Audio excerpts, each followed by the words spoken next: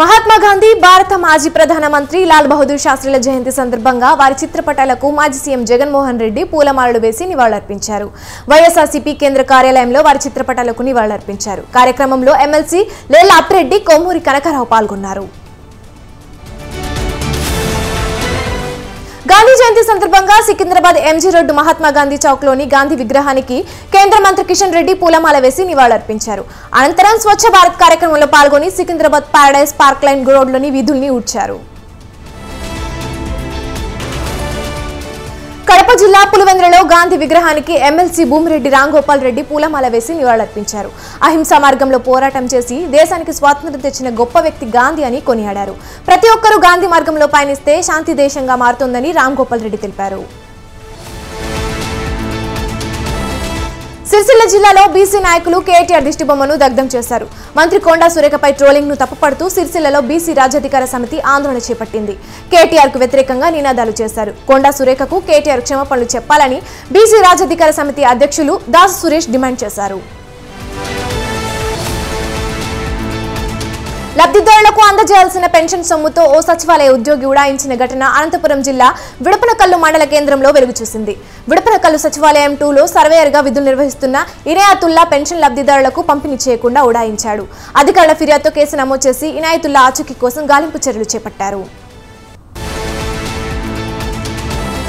Pending వేతనాలు చెల్లించాలంటూ Nirmal municipal కార్మికులు చేపట్టిన సమ్మె 2వ రోజు కొనసాగుతోంది. 3 నెలల నుండి వేతనాలు ఇవ్వడం లేదని కార్మికులు వాపోయారు. వేతనాలు ఇవ్వకుంటే పండుగలు ఏ విధంగా జరుపుకోవాలని ఆవేదన వ్యక్తం చేశారు. అధికారులు స్పందించి పెండింగ్ వేతనాలు చెల్లించాలని, లేకపోతే ఆందోళన ఉధృతం చేస్తామని హెచ్చరించారు. హైదరాబాద్ కుక్కట్పల్లి ఆల్విన్ కాలనీ ఎల్లమ్మ బండలో కొండ చిలువ కలకలం రేపింది. దీంతో కాలనీ వాసులు భయాందోళనకు గురయ్యారు. స్థానికులు స్నేక్ క్యాచ్ టీమ్ కు సమాచారం అందించారు. హుటాహుటిన ఘటనా స్థలికి చేరుకున్న స్నేక్ క్యాచర్స్ కొండ చిలువను బంధించి తీసుకెళ్లారు. అప్పటి వరకు బిక్కుబిక్కుమంటూ గడిపిన ప్రజలు ఊపిరి పీల్చుకున్నారు.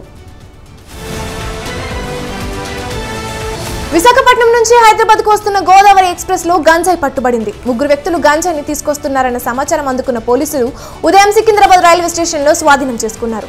సుమారు 12 లక్షల విలువ చేసే గంజాయిని సీజ్ చేసి 3 పోలీసులు అరెస్టు చేశారు.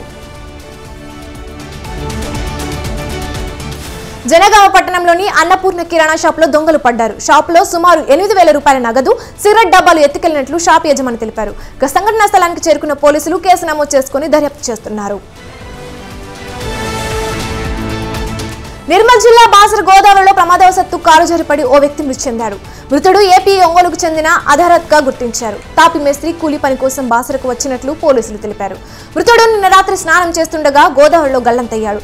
స్థానికుల సమాచారంతో పోలీసులు గజ ఈతగాళ్ల సహాయంతో గాలింపు చర్యలు చేపట్టి మృతదేహాన్ని వెలికితీశారు. జోగులాంబ గద్వాల జిల్లా అలంపూర్లో వెలిసిన 5వ శక్తిపీఠం జోగులాంబ అమ్మవారి శరన్నవరాత్రి బ్రహ్మోత్సవాలు రేపటి నుండి ఘనంగా ప్రారంభమవుతాయని ఆలయ ప్రధాన అర్చకులు తెలిపారు. ఇవాళ అమావాస్య సూర్యగ్రహణం ఉందని చాలా మంది భక్తులు అపోహ పడుతున్నారన్నారు. అయితే ఎలాంటి గ్రహణం లేదని యథావిధిగా పూజలు జరుగుతాయని ఆలయ ప్రధాన అర్చకులు తెలిపారు.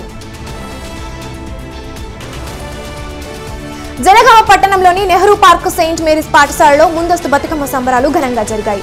సంబరాల్లో భాగంగా ప్రపంచంలోకెల్లా అతిపెద్ద బతుకమ్మను తయారు చేసి ఇంటర్నేషనల్ వండర్ బుక్ ఆఫ్ రికార్డులో చోటు సంపాదించుకుంది. 36.2 అడుగుల బతుకమ్మ తయారు చేశారు. పల్నాడు జిల్లా పులిచింతల ప్రాజెక్టుపై మొసలి సంచరించింది. తెల్లవారుజామున ప్రాజెక్టు బ్యాక్ వాటర్ నుండి మొసలి ప్రాజెక్టు పైకి ఎక్కి సంచరించడంతో వాహనదారులు భయాందోళనకు గురయ్యారు. ప్రాజెక్టు సిబ్బందికి సమాచారం అందించగా వెంటనే స్పందించి నీటిలోకి వెళ్లే విధంగా చేశారు. ప్రాజెక్టుపై లైటింగ్ సరిగా లేకపోవడంతో సరిచేయించాలని వాహనదారులు కోరుతున్నారు. 99 రూపాయలకే మద్యం బాటిల్ ఇస్తామని చెప్పి ప్రభుత్వం అధికారంలోనికి రావడం సిగ్గుచేటని అఖిల భారత మహిళా సంఘాలు ఐక్యవేదిక నేతలు విమర్శించాయి. 99 రూపాయలకు చేతనైతే నిత్యావసర సరుకులు ఇవ్వాలని, మద్యం ఇవ్వటం కాదని వారు ఆగ్రహించారు. మహిళలకు ఇబ్బంది కలిగించే విధంగా ప్రవేశపెట్టిన నూతన మద్యం పాలసీని రద్దు చేయాలని అద్వా ఆధ్వర్యంలో మహిళలు రాస్తారోకో నిర్వహించారు.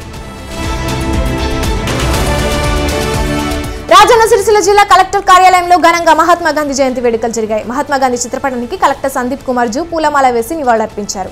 ఈ సందర్భంగా ఆయా శాఖల ఉన్నతాధికారులు జాతిపిత చిత్రపటం వద్ద పూలు వేసి నివాళులర్పించారు.